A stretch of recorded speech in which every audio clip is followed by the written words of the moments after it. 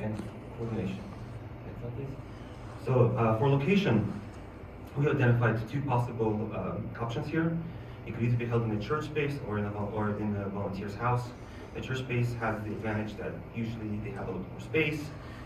Then if the group meetings are held in the church, that means that they have more opportunities to do church work. That's going to come in handy in the next slide.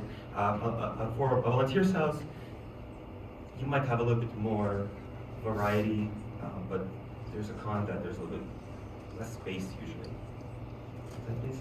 For funding, besides the traditional method of fundraising and volunteering, we want to introduce a novel method of helping traditional church structures with their tasks in exchange for a little bit of cash. So for example, there's many parishes hire people to clean the church building, and so the youth can do that instead, probably for a cheaper price, and they're going to have fun, but they're going to have joy.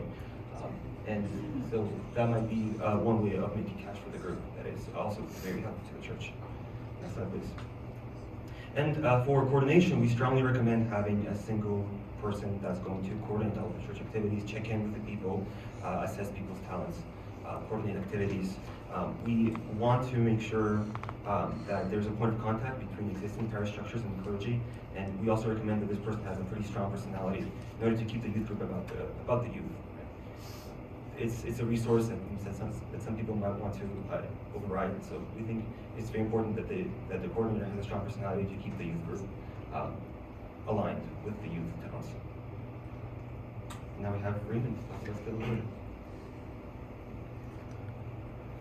So something really important about any program is that because of the wide variety of parishes, we need to be able to quickly scale to whatever the situation desires.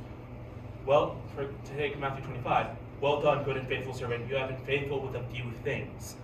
So in order to make sure that we can be helpful with this, we have to take into account that there's a vast amount of different parishes that we have to take into account for. Next.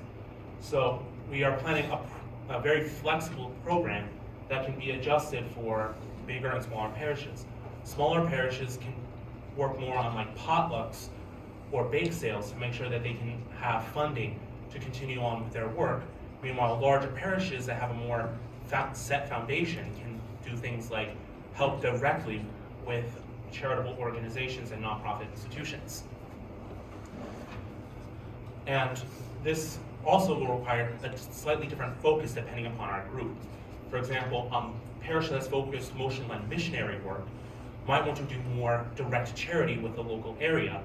And if you are a parish that's more focused on internal pastoral work, you will want to, of course, focus more on the warden and the sisterhood to build a more tightly cohesive community amongst your parish. And now Anna for an example. Next slide, please. All right, now that we've introduced you to the concept of our treatment, let's apply it to a hypothetical rural poor parish. This is just your average sized community located within a quiet middle class neighborhood. And here's an example of the Matthew 25 challenge being implemented. To feed the hungry, the youth of this hypothetical parish have decided to make a donation to a local food pantry. They baked 200 pierogi and sold them after liturgy on Sunday. The bulk of the profits were donated to the food pantry, while the remainder covered the cost of ingredients and a party for the youth.